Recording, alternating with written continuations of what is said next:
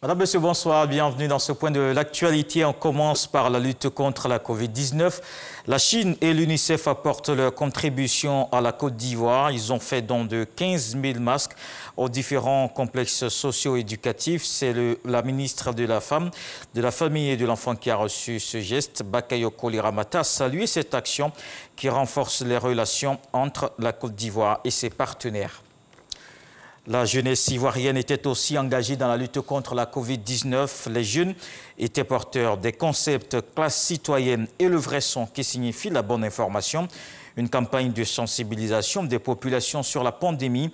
Le ministère de la Promotion de la Jeunesse les avait mis en mission pour contribuer à maintenir la veille préventive. Après 2 mois d'exécution, c'est l'heure du bilan. 700 bénévoles ont œuvré à mieux faire connaître la maladie à Covid-19. La détection des rumeurs et fausses informations. Au total, 16 000 jeunes ont été directement impactés par ces messages.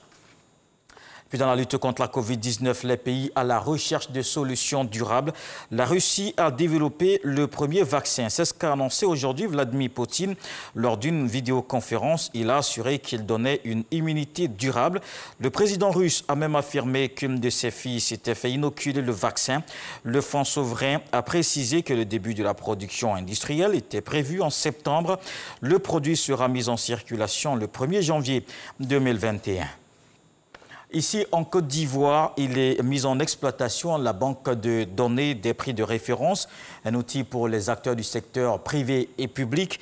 Il permettra de définir plus exactement leurs estimations budgétaires. C'est un autre palier dans le renforcement de l'assainissement des finances publiques. Jean-Luc Bambo. Le lancement de la banque de données des prix de référence vient couronner l'opérationnalisation de cet important outil d'appui à la gestion saine et transparente des finances publiques. Un assainissement qui passe par une maîtrise et une bonne connaissance des prix. La banque de données des prix de référence est un référentiel de prix qui va participer à la prise de décision, qui va participer à l'optimisation de la dépense publique en créant un intervalle de prix, le prix plancher et le prix plafond, autour duquel tous les acheteurs publics devront désormais se conformer.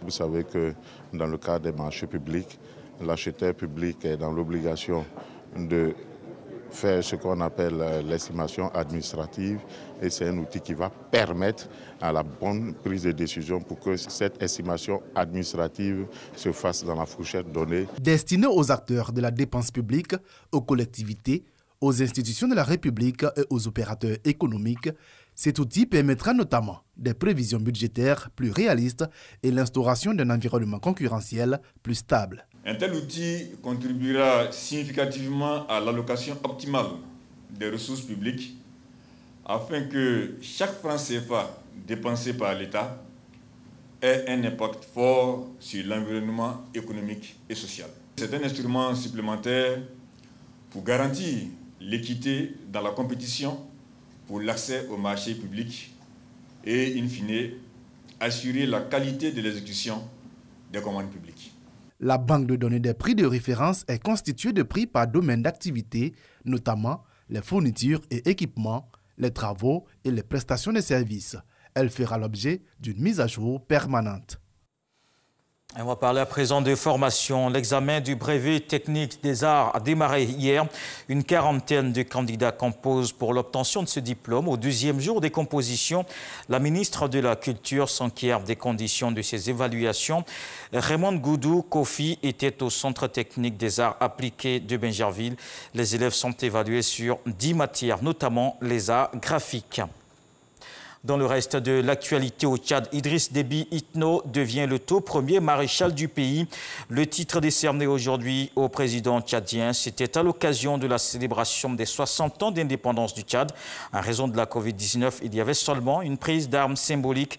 Le Parlement lui accorde ce grade après une vaste opération contre le groupe islamiste Boko Haram en avril que lui-même a dirigé.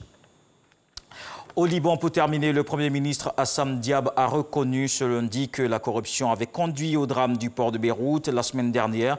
L'enquête en cours doit déterminer les responsabilités. Le gouvernement a démissionné une période d'incertitude alors que le pays doit faire face à la grave crise humanitaire causée par l'explosion. Mais le gouvernement va prendre en charge les affaires courantes jusqu'à la nomination d'une nouvelle équipe. Le nouveau bilan fait état de 171 morts et plus de 6 000 blessés. Je vous retrouve à 20 h pour la grande édition.